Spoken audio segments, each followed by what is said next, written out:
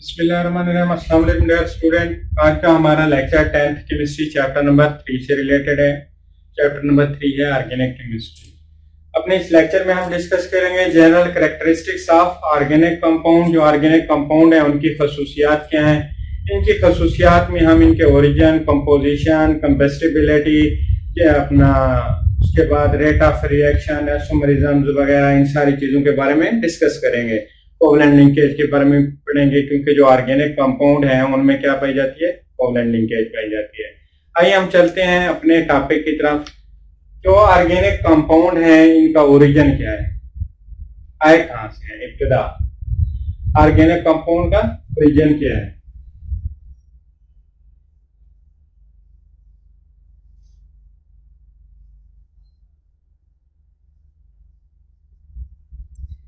हम vital force theory में पहले डिस्कस कर चुके हैं। ऑर्गेनिक कंपाउंड स्टार्ट में हमें हासिल हुए जानदारों से, लिविंग थिंग से क्या हुए, हासिल हुए ऑर्गेनिक कंपाउंड। लिहाजा इनकी जो इब्तिदा हुई वो किससे हुई, जिंदा जानदारों से हुई। वाइटल फोर्स थ्योरी क्या थी? वाइटल फोर्स थ्योरी ये थी कि जो ऑर्गेनिक कंपाउंड हैं हम इनको लेबोरेटरी में तैयार नहीं कर सकते, इनको सिर्फ और सिर्फ लिविंग थिंग से ही हासिल किया जा सकता है। ये थी ऑर्गेनिक कंपाउंड की इब्तिदा कि ऑर्गेनिक कंपाउंड सबसे पहले किन से हासिल हुए, लिविंग थिंग से हासिल हुए।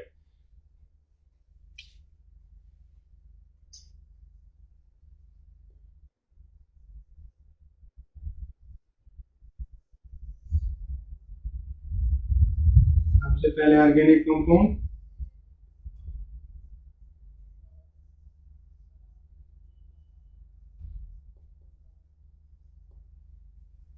जानदारों से हासिल हुए।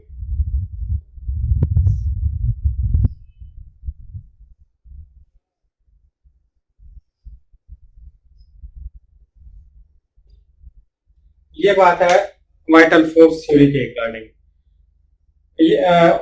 इसकी इब्तिदा तो यही है कि ये लिविंग थिंग से हासिल हुए। जो वाइटल फोर्स थ्योरी थी वो बाद में रिजेक्ट हो गई थी क्योंकि जो वाइटल फोर्स थ्योरी थी उसमें ये कहा गया था कि ऑर्गेनिक कंपाउंड को लेबोरेटरी में तैयार नहीं किया जा सकता। फिर जो साइंटिस्ट थे फ्रेडरिक वोलर, वो एनिमल के यूरिन पे काम कर रहे थे। उसमें यूरिन में होता है अमोनियम सायानेट। उन्होंने अमोनियम सायानेट को हीट किया। अमोनियम सायानेट को हीट करने के बाद उनके पास जो कंपाउंड आया उसकी उन्होंने स्टडी की। उस कंपाउंड की जितना भी खसूसियात थी वो सारी की सारी ऑर्गेनिक कंपाउंड से मिलती थी। उस कंपाउंड को नाम दिया गया यूरिया। यूरिया क्या है, एक ऑर्गेनिक कंपाउंड है। इस तरह वाइटल फोर्स थ्योरी गलत साबित हुई। फिर बाद में लेकर आज तक, उसके बाद से लेकर आज तक तकरीबन तकरीबन 10 मिलियन ऑर्गेनिक कंपाउंड इस वर्ल्ड में मौजूद हैं। वो उनमें से काफ़ी तादाद ऐसी है जिनको हम लेबोरेटरी में तैयार कर रहे हैं, लेकिन इब्तिदा में ये जानदारों से ही हासिल हुए। उसके बाद है दूसरी इनकी खसूसियात, इनकी कंपोजिशन क्या है।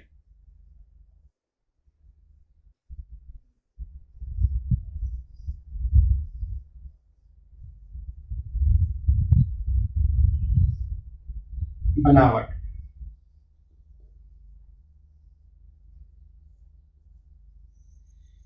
याद रखना ऑर्गेनिक कंपाउंड में जो मेजर एलिमेंट है वो क्या है, कार्बन है। Carbon is very important element in the composition of organic compound। Organic compound की जो बनावट है उसमें कार्बन एक निहायत ही इंपॉर्टेंट एलिमेंट है। उसके बाद हाइड्रोजन,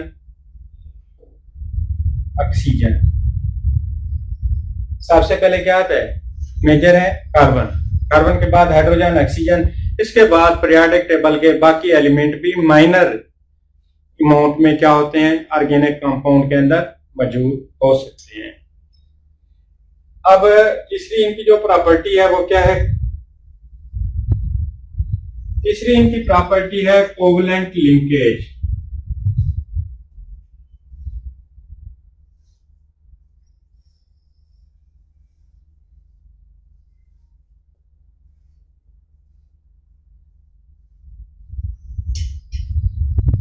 कोवलेंट बॉन्ड।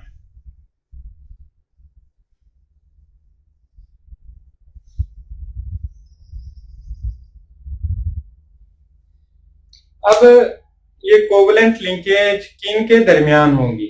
हमारे पास जो कार्बन एटम है वो क्या करते हैं, एक मेजर स्ट्रक्चर बनाते हैं ऑर्गेनिक कंपाउंड का। आप फॉर एग्जांपल यूं समझें, हमारे पास ये कार्बन है, कार्बन कार्बन कार्बन, ठीक है। इस तरह कार्बन के एटम या डिफरेंट तरीके से एक दूसरे के साथ एडजस्ट होकर ये बॉन्ड बनाकर क्या करते हैं, ऑर्गेनिक कंपाउंड बनाते हैं।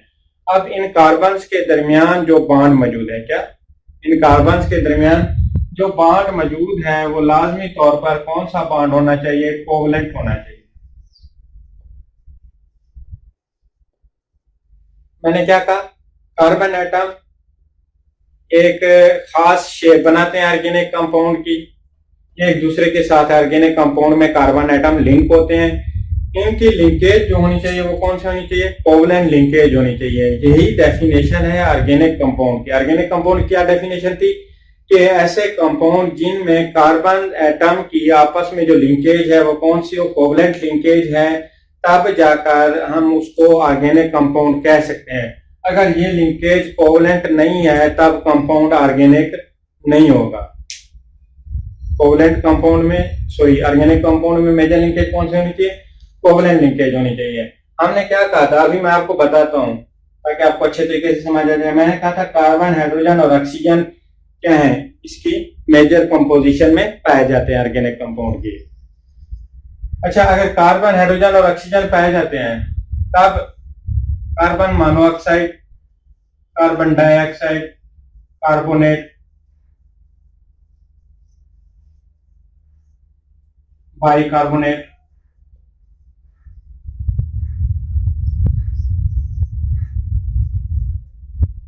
ये ऑर्गेनिक क्यों नहीं है? हालांकि इनमें कार्बन भी पाई जाती है, ऑक्सीजन भी पाई जाती है, फिर ये कंपाउंड ऑर्गेनिक क्यों नहीं है? ये कंपाउंड ऑर्गेनिक इसलिए नहीं है क्योंकि इनमें जो लिंकेज है वो कोवलेंट लिंकेज नहीं है, ऑर्गेनिक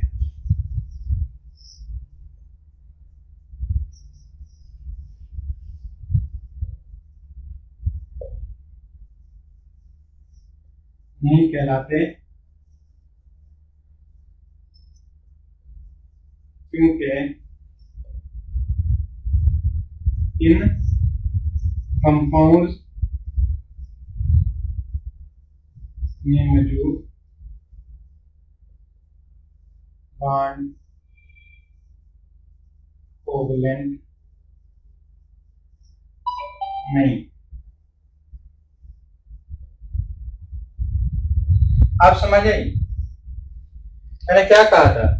कोवलेंट लिंकेज के बारे में मैंने ये कहा था कि जो ऑर्गेनिक कंपाउंड हैं उनमें कार्बन क्या करते हैं, एक मेजर स्ट्रक्चर, मेन स्ट्रक्चर बनाते हैं ऑर्गेनिक कंपाउंड का। फिर जो कार्बन कार्बन के दरमियान जो लिंकेज होनी चाहिए वो कौन सी होनी चाहिए, कोवलेंट लिंकेज होनी चाहिए। अगर इन कंपाउंड्स में कोवलेंट लिंकेज मौजूद नहीं है तो ये कंपाउंड ऑर्गेनिक नहीं कहलाते। इसी तरह हमने इनकी कंपोजिशन में बताया था, कार्बन, हाइड्रोजन और ऑक्सीजन पाए जाते हैं। फिर हमने कहा carbon monoxide, carbon dioxide, carbonate और बाइकार्बोनेट ये ऑर्गेनिक कंपाउंड नहीं है क्योंकि ये ऑर्गेनिक कंपाउंड की जो खसूसियात है कोवलेंट लिंकेज वाली वो इन चीजों में मौजूद नहीं है। इन कंपाउंड में वो प्रॉपर्टी मिस है कोवलेंट लिंकेज वाली, जिसकी वजह से इनको ऑर्गेनिक कंपाउंड नहीं कहा जाता। इसके बाद इनकी एक और प्रॉपर्टी है सॉल्युबिलिटी। सॉल्युबिलिटी हमने एक रूल पढ़ा हुआ है, लाइक डिसॉल्व लाइक।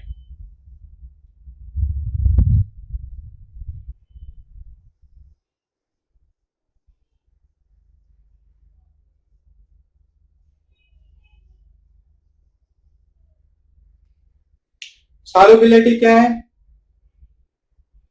सॉल्युबिलिटी पढ़ने से पहले हम क्या करते हैं, हम देखते हैं लाइक डिसॉल्व लाइक। एक जैसी चीजें एक दूसरे के अंदर क्या होती हैं, हल होती हैं। अब जो ऑर्गेनिक कंपाउंड है, ऑर्गेनिक कंपाउंड में कौन सा बॉन्ड मौजूद है, कोवलेंट बॉन्ड मौजूद है। तब ये ऑर्गेनिक कंपाउंड हल भी उन कंपाउंड्स में होंगे जिनमें क्या मौजूद होगा, कोवलेंट बॉन्ड मौजूद होगा।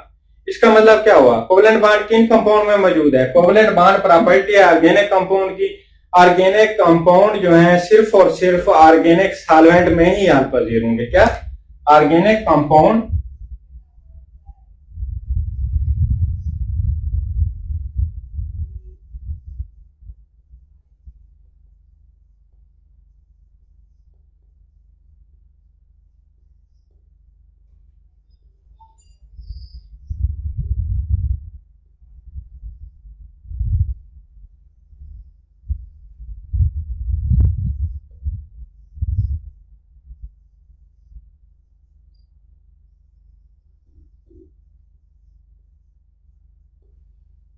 ऑर्गेनिक कंपाउंड सिर्फ और सिर्फ ऑर्गेनिक सॉल्वेंट में हाल पजीर होंगे, क्योंकि ऑर्गेनिक कंपाउंड और ऑर्गेनिक सॉल्वेंट में एक ही नेचर का बॉन्ड पाया जाता है, तभी ये एक दूसरे को क्या कर सकते हैं? डिजॉल्व कर सकते हैं। ऑर्गेनिक कंपाउंड इनऑर्गेनिक सॉल्वेंट में हाल पजीर नहीं होंगे और ना ही इनऑर्गेनिक कंपाउंड ऑर्गेनिक सॉल्वेंट में हाल पजीर होंगे। सिर्फ और सिर्फ क्या होंगे? ऑर्गेनिक कंपाउंड में हाल पजीर होंगे, इनऑर्गेनिक कंपाउंड में हाल पजीर होंगे। लाइक डिजॉल्व लाइक, एक जैसी चीजें एक दूसरे को क्या करती हैं? हल करती हैं अपने अंदर। अब इनकी और प्रॉपर्टी क्या है? इनकी और प्रॉपर्टी है इलेक्ट्रिकल कंडक्टिविटी। इलेक्ट्रिकल कंडक्टिविटी क्या है? इलेक्ट्रिकल कंडक्टिविटी कहते हैं इलेक्ट्रॉन की बहाव को हम क्या कहते हैं? Electric current. प्रॉपर्टी क्या है? इलेक्ट्रिकल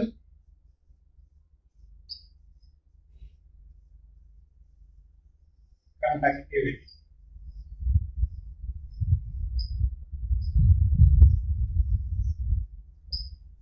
इलेक्ट्रिकल कंडक्टिविटी मतलब बिजली का गुजरना। आप देखें इलेक्ट्रिक करंट कब गुजरता है? इलेक्ट्रिक करंट तब पास होता है जब किसी कंपाउंड में फ्री इलेक्ट्रॉन अवेलेबल हो, तब क्या होता है? इलेक्ट्रिक करंट गुजरता है। हमारे पास जितने भी ऑर्गेनिक कंपाउंड हैं, इनकी जो नेचर है मॉलिक्यूलर नेचर है, इनमें कोई भी फ्री इलेक्ट्रॉन मौजूद नहीं है, जिसकी वजह से जो ऑर्गेनिक कंपाउंड हैं ये नॉन कंडक्टर हैं। ऑर्गेनिक कंपाउंड क्या है? नॉन कंडक्टर हैं, मतलब उनमें से करंट नहीं गुजर सकता। हाँ याद रखना, अगर ऑर्गेनिक कंपाउंड प्योर है तब नॉन कंडक्टर हैं। अगर उनमें कोई चीज मिक्स की गई है तो उनमें से करंट गुजर सकता है, नहीं पता उस चीज में फ्री इलेक्ट्रॉन अवेलेबल हों। प्योर हालत में ऑर्गेनिक कंपाउंड क्या होंगे? नॉन कंडक्टर होंगे। क्यों नॉन कंडक्टर होंगे? क्योंकि इनमें फ्री इलेक्ट्रॉन ही अवेलेबल नहीं है। अगर फ्री इलेक्ट्रॉन अवेलेबल होंगे तभी करंट पास होगा ना, जब फ्री इलेक्ट्रॉन ही नहीं है तो करंट कहां से पास होगा? इसलिए हम कहते हैं कि जो ऑर्गेनिक कंपाउंड है वो क्या है? उनमें से करंट नहीं गुजर सकता। ऑर्गेनिक कंपाउंड्स में से करंट नहीं गुजर।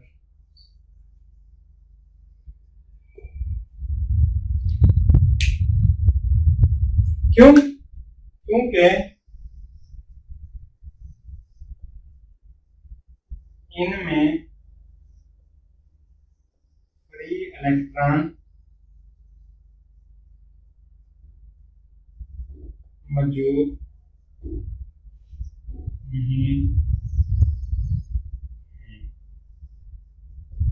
अगर फ्री इलेक्ट्रॉन मौजूद होता है तब क्या होता है? इनमें से करंट गुजर सकता है। इनमें फ्री इलेक्ट्रॉन मौजूद नहीं है, जिसकी वजह से जो ऑर्गेनिक कंपाउंड है वो कंडक्टर नहीं है।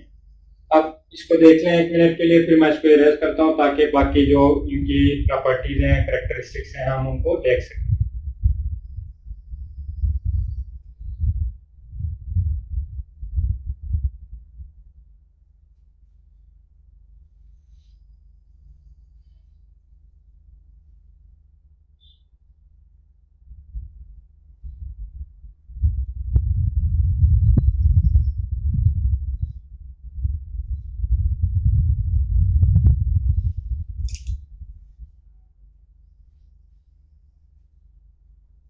इसके ओरिजिन को इरेज करने लगा हूं मैं।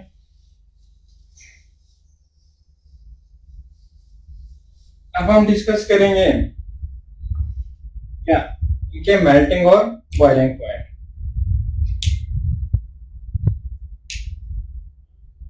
कौन सी प्रॉपर्टी है, चीज प्रॉपर्टी है मेल्टिंग एंड बॉइलिंग।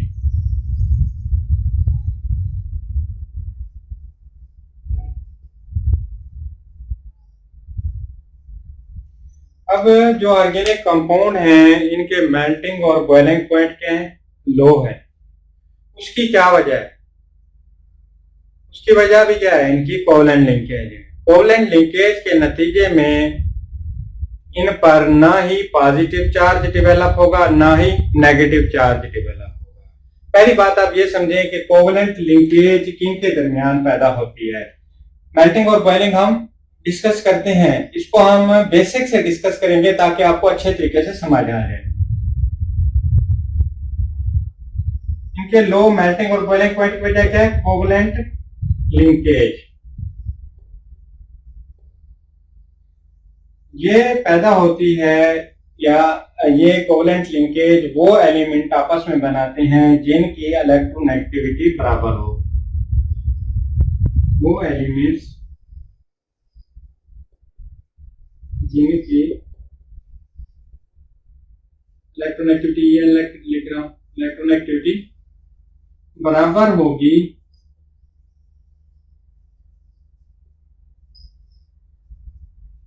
उनमें कोवलेंट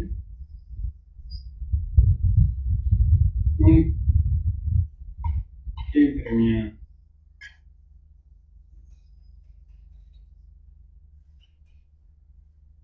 ऐसे कंपाउंड जिनकी इलेक्ट्रोनेगेटिविटी क्या होगी, एक दूसरे के बराबर होगी, उनके दरमियान क्या बनेगा, उनके दरमियान बनेगा कोवलेंट बॉन्ड।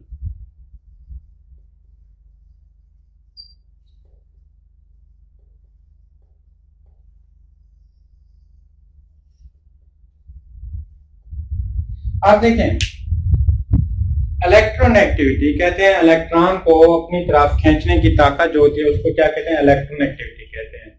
अब दो एलिमेंट्स की इलेक्ट्रोनेगेटिविटी क्या है, बराबर है। इलेक्ट्रॉन को अपनी तरफ खींचने की ताकत बराबर है, तभी बॉन्ड में जो इलेक्ट्रॉन, जब उनके दरमियान बॉन्ड बनेगा उस बॉन्ड में जो इलेक्ट्रॉन मौजूद होंगे वो दोनों के पास क्या होंगे, 50-50 होंगे। 50% उसके पास, 50% उसके पास, जिसकी वजह से उन एलिमेंट्स पर पॉजिटिव या नेगेटिव चार्ज डेवलप नहीं होगा। आइए देखते हैं कैसे। ये कार्बन है, कार्बन बॉन्ड बना रहे हैं हाइड्रोजन के साथ।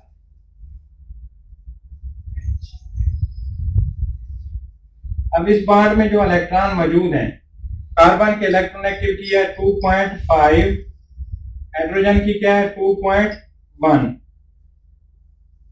इन दोनों की जो इलेक्ट्रोनेगेटिविटी है, याद रखना इलेक्ट्रोनेगेटिविटी किसे कहते हैं, इलेक्ट्रॉन को अपनी तरफ खींचने की जो ताकत है उसको क्या कहते हैं, इलेक्ट्रोनेगेटिविटी कहते हैं। इन दोनों की इलेक्ट्रोनेगेटिविटी क्या है, बराबर है, तभी इस बॉन्ड में मौजूद इलेक्ट्रॉन क्या होंगे, 50% इसके पास और 50% इसके पास, जिसकी वजह से इलेक्ट्रॉन का झुकाव किसी की तरफ नहीं है, ना हाइड्रोजन की तरफ है ना ही कार्बन की तरफ है, क्योंकि इनकी इलेक्ट्रोनेगेटिविटी क्या है, तकरीबन बराबर है। जब इलेक्ट्रॉन का झुकाव किसी एलिमेंट की तरफ नहीं होगा तब इन एलिमेंट पर कोई चार्ज डेवलप नहीं होगा। जब चार्ज डेवलप नहीं होगा तब इनके दरमियान जो इंटरमॉलिक्यूलर फोर्सेस हैं वो इतना ज्यादा स्ट्रांग नहीं होंगी। जब इंटरमॉलिक्यूलर फोर्सेस ही मजबूत नहीं होंगी तब मेल्टिंग और बॉइलिंग पॉइंट क्या होंगे, लो होंगे। क्योंकि बॉइलिंग क्या है, बॉइलिंग है कि हम किसी कंपाउंड को जब बॉयल करते हैं उस कंपाउंड के जो अपना उस कंपाउंड, उन कंपाउंड के या उस सॉल्वेंट के दरमियान जो कंपाउंड मौजूद हैं, उस सॉल्वेंट में जो कंपाउंड मौजूद हैं उनके दरमियान जो इंटरमॉलिक्यूलर फोर्सेस होते हैं उनको तोड़ते हैं। तोड़ने के बाद हम कंपाउंड को क्या करते हैं, वेपर में कन्वर्ट करते हैं। वेपर में तब कन्वर्ट होता है जब इंटरमॉलिक्यूलर फोर्सेस तोड़ते हैं। इंटरमॉलिक्यूलर फोर्सेस जितना स्ट्रांग होंगी उनको तोड़ने के लिए उतना हीट देनी पड़ेगी। इसका मतलब हुआ कि उतना ज्यादा क्या होंगे, मेल्टिंग और बॉइलिंग पॉइंट होंगे। यहाँ पर क्या है, कोई पॉजिटिव नेगेटिव चार्ज डेवलप नहीं हुआ। जब पॉजिटिव नेगेटिव चार्ज डेवलप नहीं हुआ तब इंटरमॉलिक्यूलर फोर्सेस क्या है, इतना ज्यादा मजबूत नहीं है, हमें इतना ज्यादा हीट नहीं करना पड़ेगा। बॉयल करने के लिए, तभी हम कहते हैं कि इनके मेल्टिंग और बॉइलिंग पॉइंट क्या है, लो है। इसको समझ लें। उसके बाद हमारे पास है एसोमरिज्म।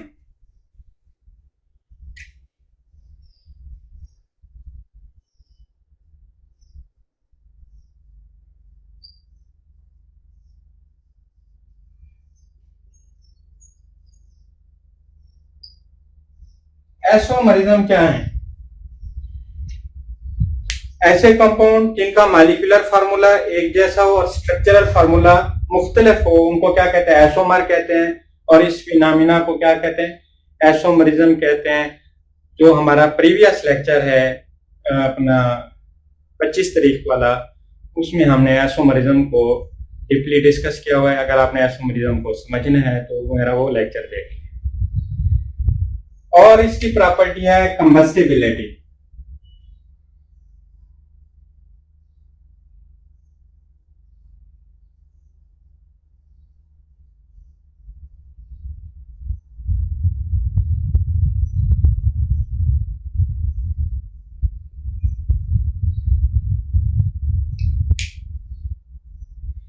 कंबस्टिबिलिटी में क्या है, हमारे पास जो ऑर्गेनिक कंपाउंड मौजूद हैं उसमें सबसे ज्यादा क्या पाई जाती है, उसमें सबसे ज्यादा पाई जाती है कार्बन। क्या? कार्बन। हमारे पास जितने ऑर्गेनिक कंपाउंड मौजूद हैं उनमें सबसे ज्यादा क्या पाई जाती है, कार्बन पाई जाती है। ये एलिमेंट मेजर एलिमेंट है ऑर्गेनिक कंपाउंड की कंपोजिशन में, जो कार्बन है ये मेजर एलिमेंट है। अब जो कंबस्टिबिलिटी है वो रिलेट करती है कार्बन के साथ।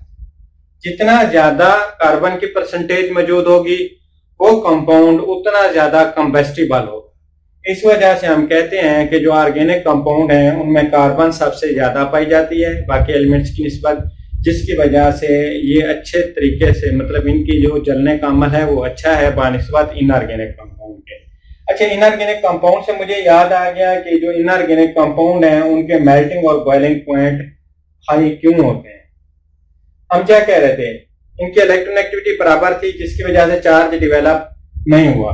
आइए हम देखते हैं इनऑर्गेनिक कंपाउंड को। हमारे पास एक इनऑर्गेनिक कंपाउंड है NaCl।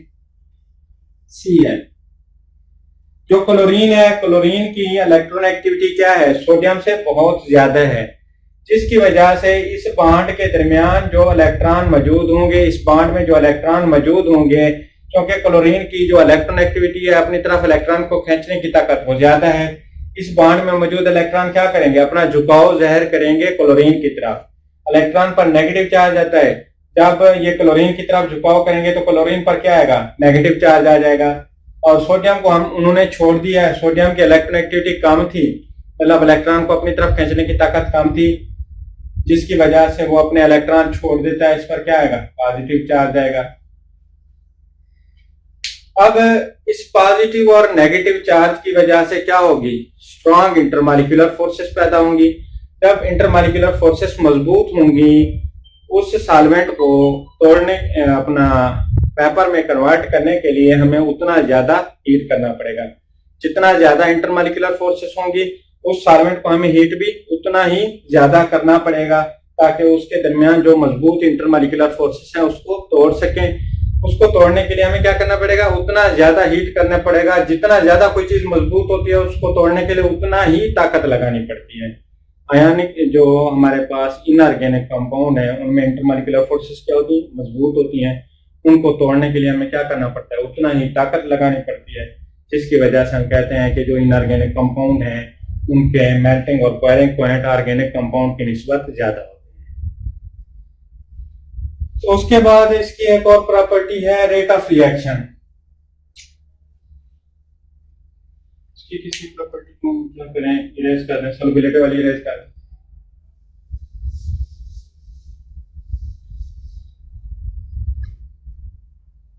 रेट ऑफ रिएक्शन,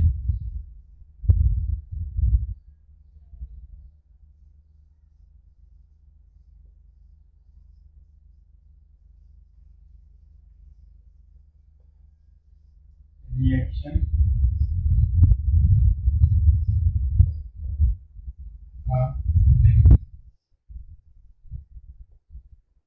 मैंने आपको लेक्चर में बताया है जो ऑर्गेनिक कंपाउंड है उनकी नेचर कैसी है, मॉलिक्यूलर नेचर है।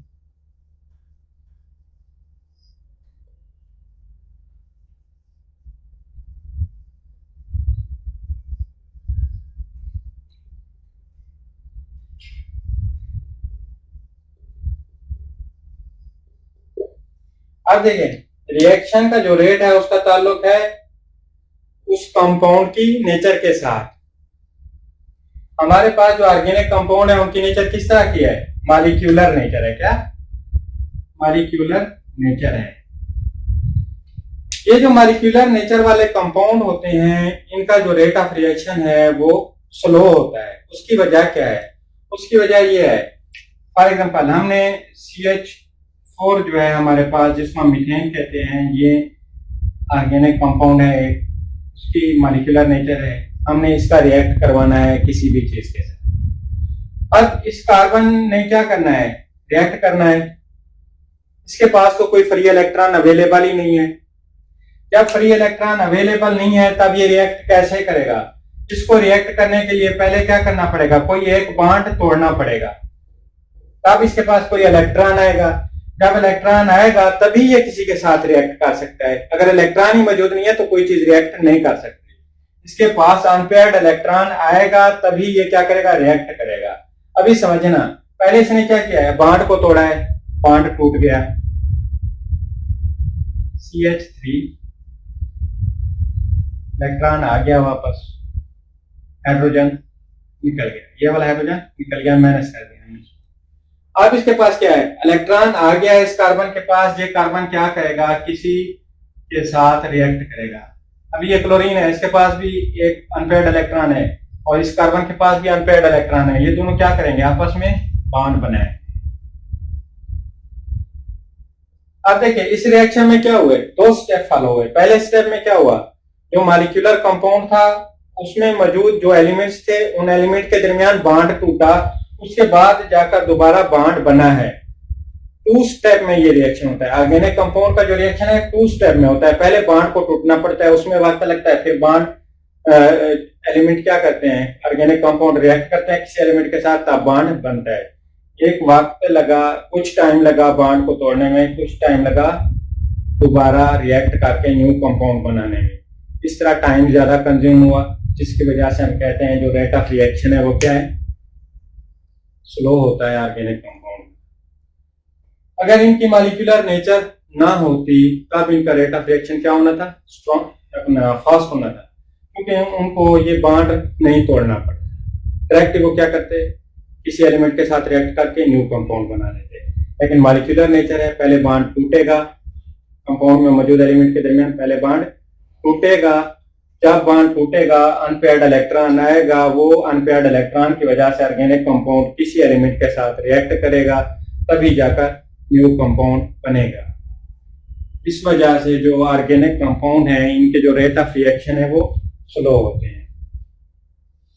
ये थी इनकी जनरल कैरेक्टरिस्टिक्स। ऑर्गेनिक कंपाउंड की जो जनरल खसूसियात थी वो हमने डिस्कस की हैं। इनकी खसूसियात में हमने जितना भी रीजन बनती थी वो सारी की सारी डिस्कस की है। उम्मीद करता हूँ आप लोगों को समझ आ गई होगी। अगर फिर भी कोई इश्यू है तो आप मुझसे कमेंट में पूछ सकते हैं। आज के लिए इतना काफी है। अल्लाह हाफिज।